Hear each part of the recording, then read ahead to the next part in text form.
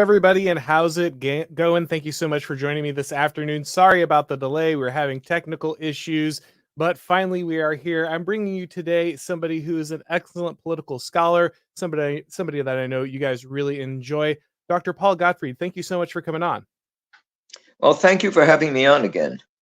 Absolutely. So Dr. Gottfried is, of course, the editor-in-chief over at Chronicles magazine. He's got a number of different books that you should definitely check out. But today I'm talking to him about a back and forth that he's been having with Michael Anton, who is himself a well-respected political commentator in the conservative sphere and the right-wing sphere. And they have been going back and forth. I guess originally, there's some disagreement about the idea of natural rights versus tradition, and then Michael Anton was responding to you, and then another anonymous blogger by the name of Z-Man. And so there's been the kind of this dialogue back and forth on whether natural rights are kind of the core foundation around which people should understand kind of their relationship with each other or the state, or whether tradition is more the thing in which our kind of relations in different peoples and nations are set. And so I wanted to bring you in today to talk a little about this, because I think for a lot of people, when they hear natural rights, they think, well, this is kind of the basis of America, right? This is the basis of the founding. This is kind of the Lockean principles that are imported into the Declaration of Independence. So if you're talking about natural rights, aren't we talking about the kind of thing that's fundamental to the American understanding of governance? I think it is certainly right now, and I think the left and the right, the official left and the official right, are agreed that the United States was founded on the basis of natural right principle. Lincoln invokes natural right. We find this in the Declaration of Independence, some of the state constitutions that were created and promulgated during the American Revolution and immediately thereafter. And of course, there's a famous work by Lewis Hartz on America being founded as a liberal country. And Hartz defines liberalism in terms of the Lockean principles upon which the American Republic was built. So there is, in fact, a long entrenched belief that the United States is founded on the basis of natural right. And that creates, one might say, sort of our shared ideology as Americans. Do you feel like that's a more modern construction, a more current construction of the party system, or do you think that that would be a reasonable understanding of kind of how the fundamental principles of the United States lined up? Yeah, I think that is. I think the United States has been intermittently understood as a country based on natural right. That language does appear in the Declaration of Independence, and you find it in the Virginia, New Hampshire, other state constitutions. There's some reference to natural right, and the constitutions are typically used to defend the right of property and the right of religious conscience. Um, these things are seen as natural right. Then the natural right language disappears for a long period of time, and there's an invocation of the Constitution, invocations of the Bible all the time, because America's a profoundly Protestant country through most of its history. So something like biblical morality and even biblical precedent for the founding of the American Republic is frequently invoked. Language about America as a commonwealth. Certainly in the 20th century, natural right becomes important, although it becomes transmuted into something called human rights, which I think is in many ways sort of a logical extension of the notion of natural right, although the West Coast Straussians try to distinguish between the two. And today, the conservative establishment, of which probably neither one of us is a member, affirms natural right and inborn individual rights as the basis of American politics and morality. So I think it's interesting that you pointed out there, and Michael Anton does try to do this in his response to you, that separation between natural rights and human rights. Obviously, that's not your position specifically, but how do you think somebody like Anton would try to differentiate between this? Okay, natural rights are here, they're core to the American founding, they're core to the Constitution, Declaration, those kind of things. Human rights, this is something new, this is something that's created by kind of modernity and our understanding of kind of the current civil rights regime. How would they separate those two? Yeah, I think what Anton does is say that by natural right, he means the rights that John Locke proposed, and which are found in a slightly modified version in the American Declaration of Independence. It's basically life, liberty, and the pursuit of happiness, or if you will, life, liberty, and property, private property. Mhm. So Anton's argument would be that these inborn individual rights stop with the list that goes back to John Locke in the 1680s, 1670s, 1680s, and those are the ones that are affirmed by the American Republic, the early Republic, and can be found in the Declaration of Independence, which West Coast Straussians or the Claremont School would maintain is the true founding document of the United States, whereas most people on the traditional right would say it's the Constitution. The Declaration, they view the Declaration of Independence simply as a declaration of American sovereignty in relation to the English motherland, from which the early United States was cutting it. They were cutting their ties. I think traditional conservatives, of which I identify myself, obviously, may go too far in insisting that natural right has nothing to do with the American founding, Mhm. and that the Constitution is much more important than the Declaration of Independence. And Jefferson's rhetorical flourish about natural rights was something just written by an exuberant young man, and he didn't be taken all that seriously. My position is actually somewhere in the middle. I would say that natural rights are a tradition in the United States, a legal political tradition, but they're certainly not the only one. And I think making this the centerpiece of the American political experience can have very, very harmful results. Yeah, and that's something you definitely go on about at length, trying to understand why this might be a dangerous precedent on which to set your Hmm. entire understanding of the American experience. Because, one way that I've often seen, more mainstream conservatives attempt to draw this delineation is between positive and negative rights. Right? Negative rights are the things the government can't do; they're not Hmm. allowed to do these certain things. Positive rights are things that the government is compelled to do on your behalf. And so this is kind of where they attempt to draw the line, though I think it's not even clear to me that that's really something that contemporary conservatives would draw the line at, because it does seem to me that they have bought in largely to the idea not just of natural rights, but to human rights. I think you would run into most senators or congressmen in the GOP, and they would affirm the existence of Hmm. human rights that need to be perpetuated, not just in the United States, but globally. Yes, no, I think it's right. Once you say that these are universal rights that inhere in each individual, um, independently of civil society, and civil society, we supposedly, according to this, we come into the world and we develop social relations as already bearers of these rights, which I suppose are injected into us, as fetuses or something or other. I don't know exactly what process these people have in mind. Therefore, the right to bear arms is not part of a legal tradition or an historical right. It is a right that has with which we come into the world, and as the conservative natural rights theorists would argue, it's a right that comes from God. Um, Left-wing human rights, Lockeans, and so forth, people like John Rawls, usually develop other theories in explaining, how individuals develop these rights. But I do agree that there's no reason to stop the list with three rights. We can just go on the basis of our superior moral consciousness, and now include the right of sexual transitioning, for instance, to be a human right and a natural right with which we come into this world. So that's why it can be a very dangerous precedent.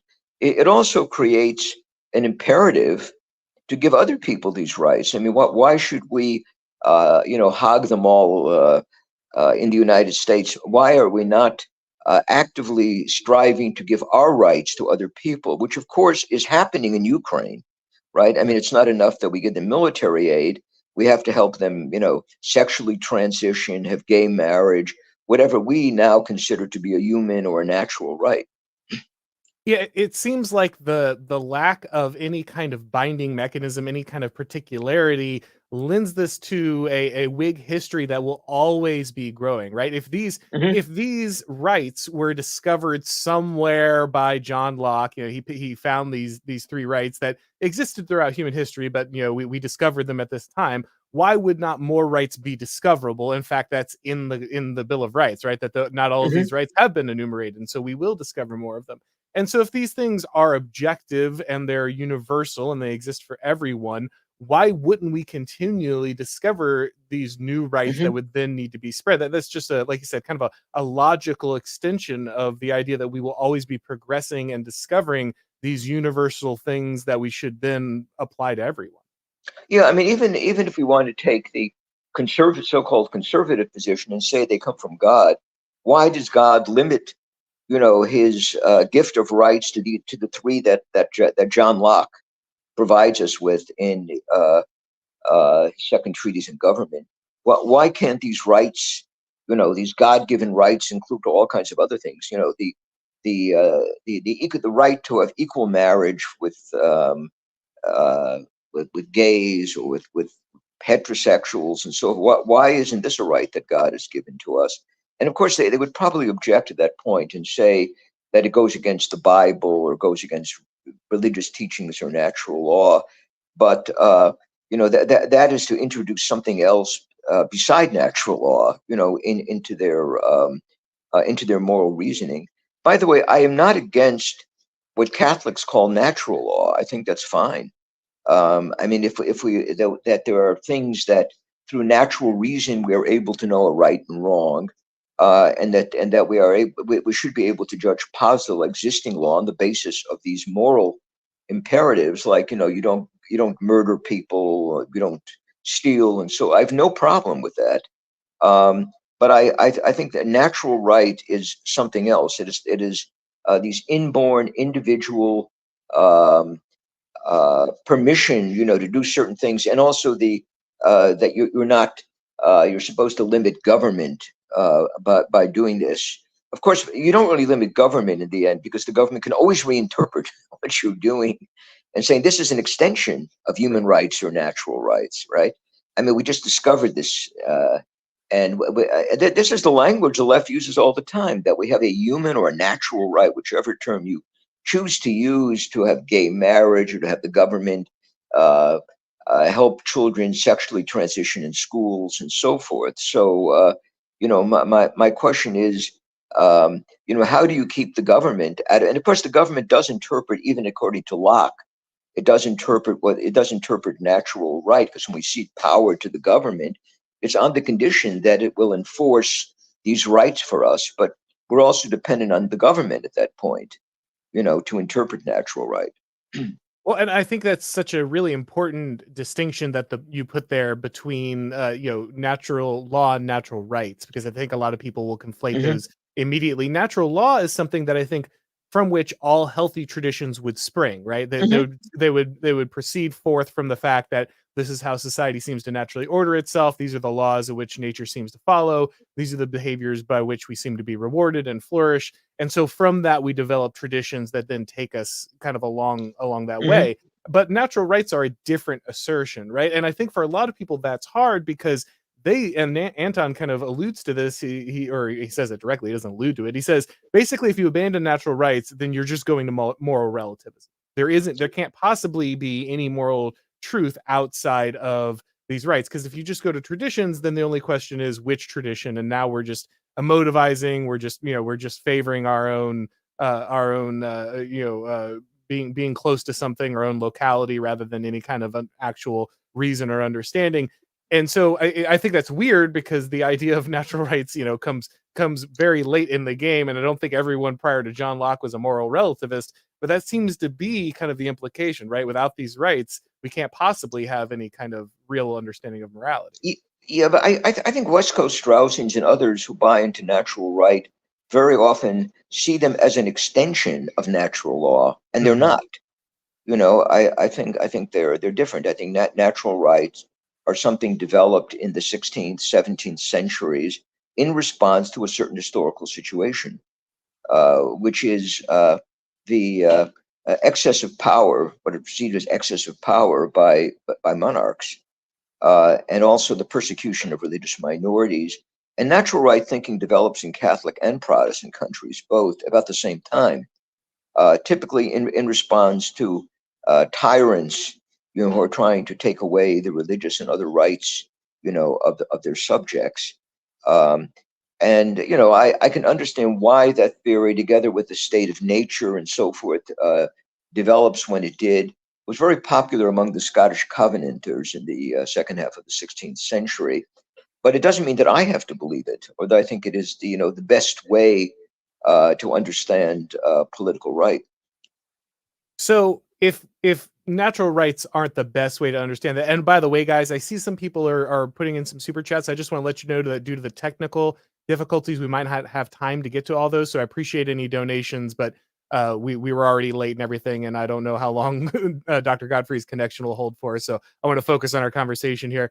But kind of given the fact that a lot of people think that natural rights are the only way to defend this, maybe it would be worthwhile explaining to people. This is something I think that would have been obvious for most of human history, but bears some explaining now. Why are traditions a robust defender of these things? Yeah, I think you have to understand that the United States is a country in flux, and now it's going through a moral political revolution, uh, being sponsored by public administration and the woke left state church. Um, and the traditions have become weaker. I mean, I understand this. Religious views have become diluted, traditional religious views, belief in the Bible, and also the view that we have, traditions going back to medieval England, such as the right to bear arms, which is possessed by every free man. Um, we don't uh, we don't think that way any longer, and I can see why people would be attracted to natural right, as the French say, as a pis aller. Just as it's just there, you just grab onto it for want of anything better. Um, but I don't think it's a satisfactory replacement for tradition, historical rights, other things that Edmund Burke spoke about, I think, quite correctly, in his critical response to the French Revolution. And I think it would be better, certainly in terms of a sense of community, if we talked about traditions or biblical morality or something like that, instead of individual entitlements, which is really what we talk about with natural right. Um, it does not create a sense of community. It creates a sense of I. Hmm. I have these rights. And I think the kind of mentality you find among many libertarians in America is exactly what Lockean natural right leads to. When it's made, sort of the centerpiece of your morality and politics. Um, so I don't consider natural right the answer to the breakdown of our traditions. I think rather the traditions have to be recovered. um, how this is going to work, I don't know. But I would think that would be the precondition for being able to reason as a community about moral matters. I agree with Alistair MacIntyre on this. I mean, there has to be sort of a community um, understanding of what is right and wrong. And it's not, my individual entitlement. It's my responsibility to other people and their responsibility to me. Yeah, virtue has to be grounded in a tradition. It can't Hmm. exist in and of itself. Absolutely. So Yes. I think a lot of people, this is a huge problem for I think a lot of the mainstream conservative, especially the libertarian crowd, kind of attached to it. Is there's this idea that it's a battle between collectivism and individualism, and so they think that rights are the key because if they just keep Hmm. demanding individual rights, then that will break the collective hold to try to compel people's behavior. And so it's rights, rights, rights, rights, rights. However, I think the case that seems far more powerful is a lot of the people who come over from the left to the right, of kind of the I didn't leave the left left me types. They harp on this. We have to get back to rights. We have to get back to the individual. But by putting the individual first, it feels like we are now isolating people in a Hmm. way that keeps them from having any moral force, any in building any actual cultural momentum that would allow the reassertion of a different understanding of what the government's role should be, how it should be involved in families, all of these different things. It Mhm. feels like by asserting rights, we're opening the door more to a state that would say, seize a child and force them to go through a transition than we are creating an inviolable family unit based on a collective understanding of how children should be raised. No, I agree with you. The atomization of society is not the response to government overreach and government's attempt to impose woke morality on us. Um, there has to be communal effort. The communities are much stronger than individuals, for one thing. And you know the resistance has to be in the name of community. By the way, West Coast Straussians probably would not deny most of the things that I have said. They would just insist that the centerpiece, the moral political centerpiece, should be natural right. Mhm. But most of them are very traditional on just about any political cultural question. I mean, I very rarely, if ever, disagree with them. It's just when the Michael Anton and I are political allies. It's just when the question turns to natural right that we're on opposite sides. Yeah, and I think that's really important. A lot of people, I'll talk to someone like Chris Rufo, and Chris is awesome. He's doing amazing work, and but we'll have a disagreement about some point of strategy or some point of kind of origination of something, and people say, oh, well, this means that you guys are just at loggerheads, you can't work together. And it's like, no, that's not the case. Just like you and Anton, you're political allies, you're pushing in the same direction. This is not a knockdown drag out about everything when it comes to political goals. This is just trying to best understand how the ball is moved forward, the best how to ground these things so that you can be successful. So that's why I think the discussion is so valuable. Yeah. However, I think with the conservative establishment, my unwillingness to concede the natural right argument has made me an outcast. Mhm. They'll never ask me onto programs. They'll never have me write for their anthologies or write articles for their magazine. And I think it's my critical reservations about natural right that have made me an outcast, and have made other paleo conservatives outcast. Um, and most paleo conservatives, I think, are united, in their skepticism about natural right. And I mean, you turn on Fox News and you think, you're listening to John Locke nonstop, on the natural rights question. Uh, I find the argument against abortion based on natural right to be ridiculous. Um, it's totally unconvincing. Uh, I doubt that Locke would ever have imagined that the fetus has, a natural right to life or something. Um, if you regard the fetus as a human being, destroying it is homicide. I mean, it's as simple as that. You're just taking it. It's a unjust, unlawful taking of human life. Why do we have to start talking about these imaginary natural rights? That's my response to the right to life argument. So I think a lot of people would want to understand how a tradition's kind of a return to tradition here to pick up a meme, how that would work in this scenario. Because I think the problem for a lot of people, one reason that so many people grab for this universal rights doctrine is that the idea of a shared tradition is almost beyond them now. We're in this postmodern world. So many people are broken Mhm. from their traditions. They no longer participate in kind of these traditions, the religions of their ancestors, connecting to the folk ways of kind of their people. This doesn't exist for a lot of people, and so that's all that's left is kind of this vague appeal to this universal Mhm. natural right, and that's the only Mhm. thing that can kind of forge the coalition. So I think the question for a lot of people would be, okay, well, if we're going to shift the basis of this focus, what would we connect to, and how would that work? How would people who had been so thoroughly disconnected from a tradition find their way to something that could once again unite them in opposition against the left? Yeah, I mean, they would have to consider themselves a community, held together by, among other things, shared moral assumptions, assumptions about human nature. This may be tough to do at this point in time. I recognize it. What I'm saying is the natural right argument just doesn't work very well. Mhm. And even, people who talk about natural right are really talking at each other because they come with very different notions of what these rights are. The people who are arguing about the, right to life, are going to run smack dab into people who are saying, well, there's the right of the mother, to reproductive right, and for them that's a natural right, a human right. You see, no, there's another human right here, which goes back to Locke or someone, which I don't think even applies in this case. But you simply have, I was it there is a was a Yale professor of law of politics who wrote a book, on too many rights. But you basically have human rights or natural, or what people posit as natural rights coming into conflict, and there has to be some kind of moral consensus, uh, that exists rather than the assertions of rights. And I agree with that argument.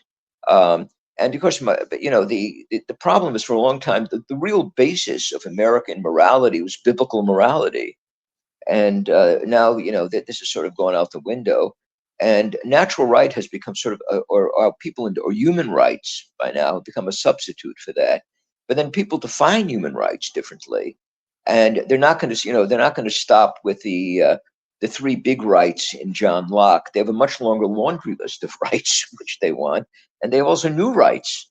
Um, what I'm saying is I don't have the answer to all these problems. I mean, I'd like to go back to the way things were when I was a kid in the 1950s. It's not going to happen. But I think the natural rights argument is a dead end, Well, and I'm simply calling attention to this. Um, I'm always telling people, when I was in college, we were given John Locke's Second Treatise to read, and then Burke's Reflections on the Revolution in France. And I found Burke much more convincing. It's just, mhm. his description of man's corporate nature, our social nature, which you even find in Karl Marx. I mean, whereas Locke sort of atomized man with a constructivist society sounded highly implausible to me. I mean, I couldn't wrap my brain around it. I still can't. Whereas I have no problem understanding Burke's view of human nature, of the social bond, of the continuity of generations. All this stuff makes sense to me and seems necessary for a sound society. Interestingly, I ran into I got some backlash myself from many mainstream conservatives because I was trying to explain the state of exception when it came to the New Mexico gun ban, and kind of how that worked. And a lot of people got really riled up when I explained that, look, whether you hold the right to own a firearm as as a natural right or not, it doesn't matter if you don't have a tradition that Mhm. grounds that. If you don't have people who will step up and defend that, if that is not basically held sacred, if it's not seen as part of your moral vision and held sacred by the people, then the fact that you've asserted as a right somewhere, the fact that it happens to be occupying a piece of paper, won't protect it from the state of exception. The only thing that is going to prevent a sovereign from stepping in and violating that is a shared belief across the Mhm. culture and the tradition, that is a bound too far. Think of the Romans and the dictator, right? The dictator, it's a temporary office until there's no longer kind of the traditional will to hold that back, and then it becomes something that's far more expansive. And I just feel like that's so hard for people to understand. Like, even if you want to hold to this natural rights idea, unless there's some kind of, just mechanically, if there's not that tradition, that deep grounding of sacredness and understanding that right, then it's not useful just to quote it at people. Yeah, I think since we're referring to Carl Schmitt, I think Schmitt also makes an important distinction between legality and legitimacy. Hmm. And legality is what you have in a sort of a republic, sort of a legislative republic based on a document, a shared document. Um, and obeying the law is legality, and sort of provides legitimacy, but it is not a kind that one could really bank on. Schmidt would say, uh, whereas the deeper source of legitimacy is different, and that is, being part of a nature with a nation with a shared culture, um, a form of government going back centuries, and so forth. And even there, if you have a dictatorship, a provisional dictator, that person can rely on a certain kind of moral political consensus Mhm. until he's able to address the political crisis that has necessitated the dictatorship. So you mentioned Alistair MacIntyre there, and I thought that was interesting because one of MacIntyre's points in After Virtue is that you have basically this loss of a shared language to even have moral discussions. Like that's kind of the big opening point that he has, that we've lost any ability to even have a shared reference point for discussions, to have the language to Hmm. even investigate moral questions. And he kind of says that we one of the issues that moral philosophy ran into when it hit the liberal tradition is it eventually just abandoned this idea to find a completely rational basis for morality. And so it just kind of embraced the efficiency of managerialism. It was kind of this Weberian, something is right because it's efficient and because it produces regularly, and it can be kind of quantified and those kind of things. And I wonder what you think about the relationship between the expansion of human rights and the expansion of managerialism. Do those go hand in hand? Does the reliance on that have to do with the way in which we've ordered society around these managerial apparatuses?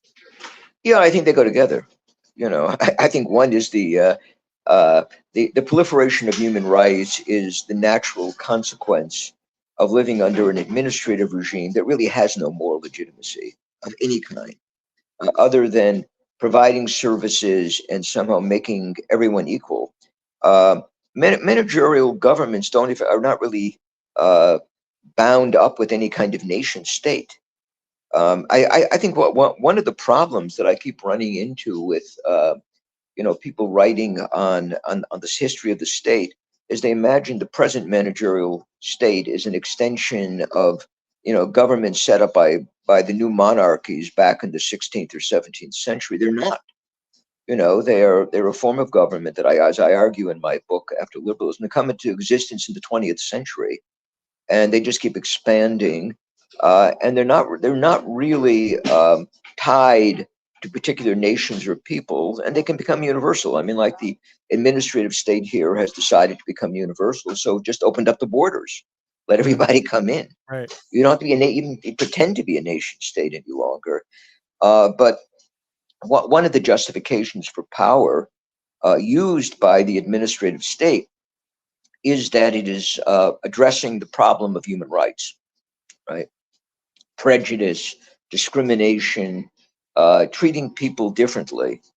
Because, in an ideal society, we'd have homogenization. Everybody would be treated the same. The German word Gleichschaltung applies here. It's like everything is sort of put under the control, of the same forces, and made, and in the end, just homogenized. So I think the human rights ideology and managerialism go together. Yeah, and this result that we talked about this last time you were on with where you talk about the therapeutic state and how this Mhm. becomes the reason that the state can enter into and interfere with all of these what were originally naturally sovereign areas. Other areas like the family, like the church, all of a sudden, because of this need to ameliorate all these different evils that violate human rights, the state now has this ability to put everybody through these processes to make sure that they comply, or are respecting those universal notions of human rights.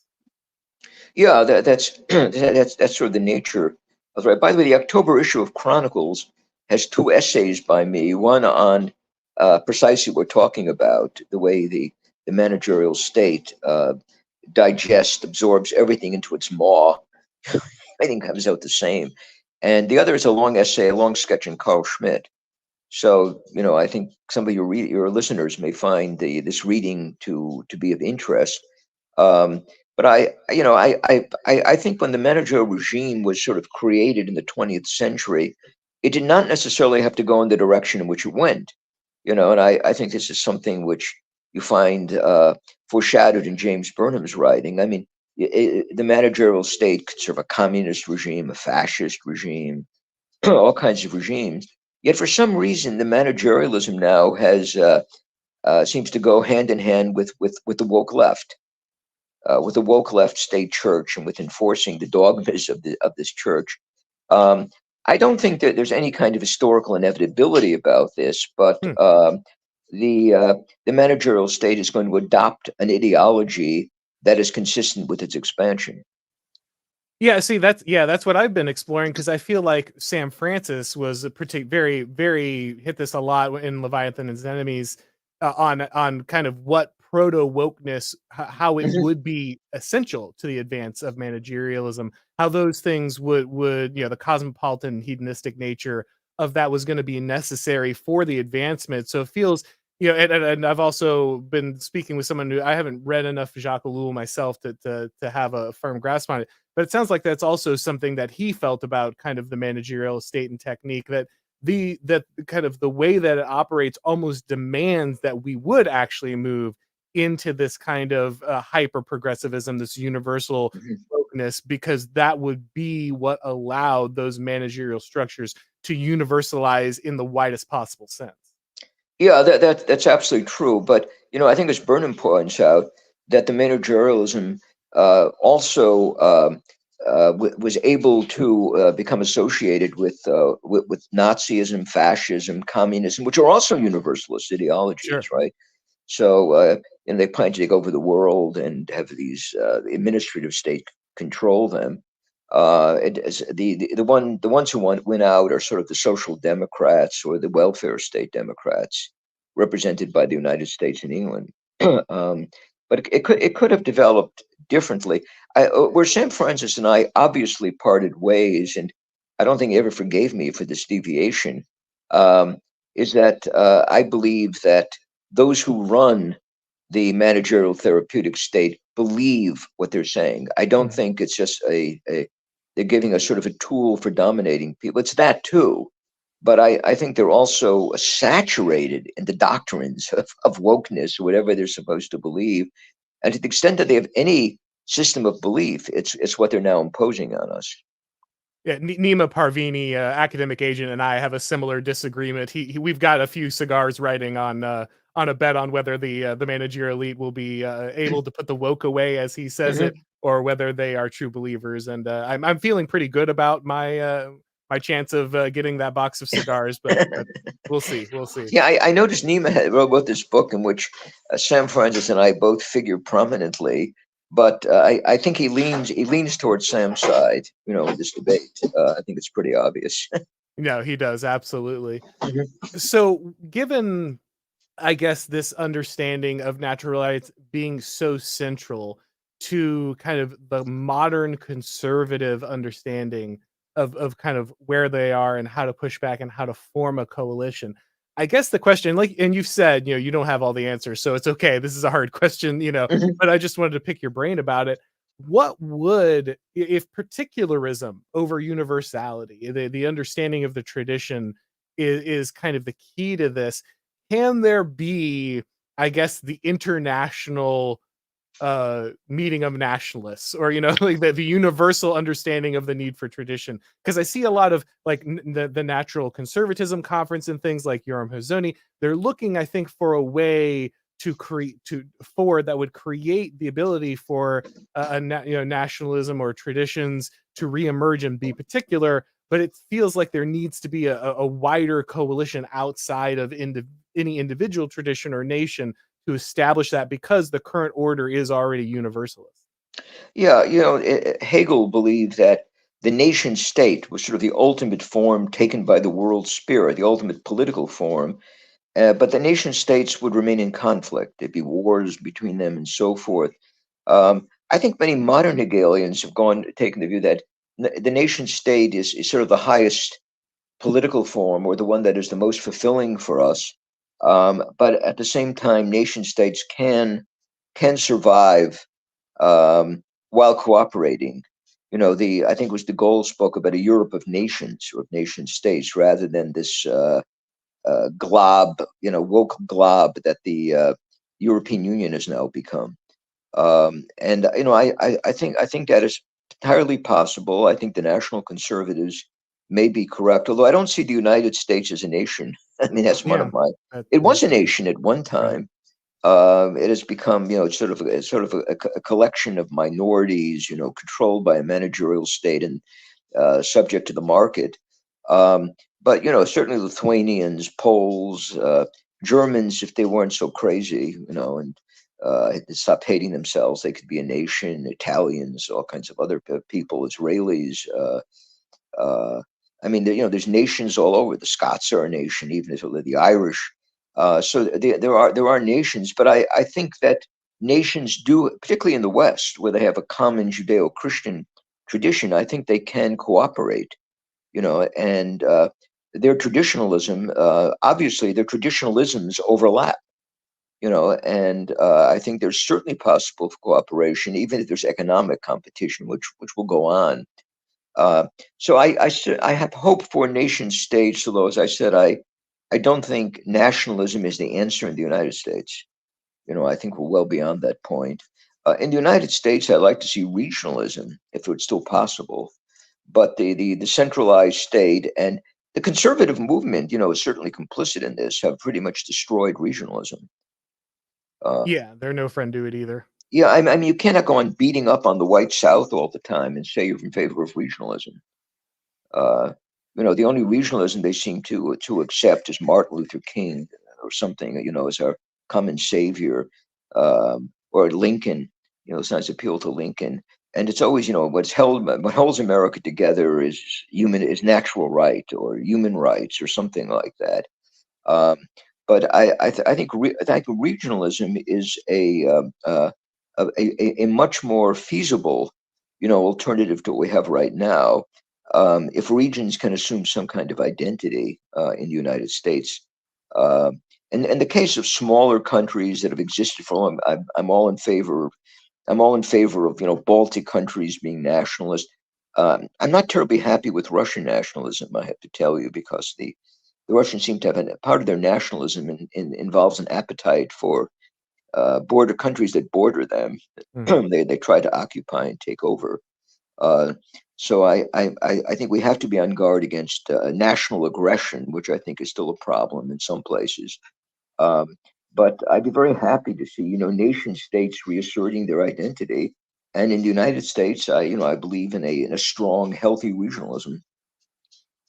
So you mentioned Russia there, and that's kind of interesting because I was about to ask you about Alexander Dugin. So in his fourth political theory and other places, Hmm. Dugin speaks quite a bit about how he feels that nations are basically unable to push back against kind of a global empire, and so Hmm. that Hmm. basically you'll need a civilizational, like basically multipolarity through large empires. It seems to I me think that the part of Dugin I don't like is his hatred for the West, yeah. and his Russian nationalism, a kind of pan-Slavic nationalism that he asserts. And I have read a lot of Dugin, and I'm not terribly sympathetic to him, although people very often identify us in terms of our thoughts. But I do not like the form that his Russian nationalism takes, and his rejection of the West, as being somehow perpetually materialistic, going back to the Middle Ages, or something. I think is very simplistic.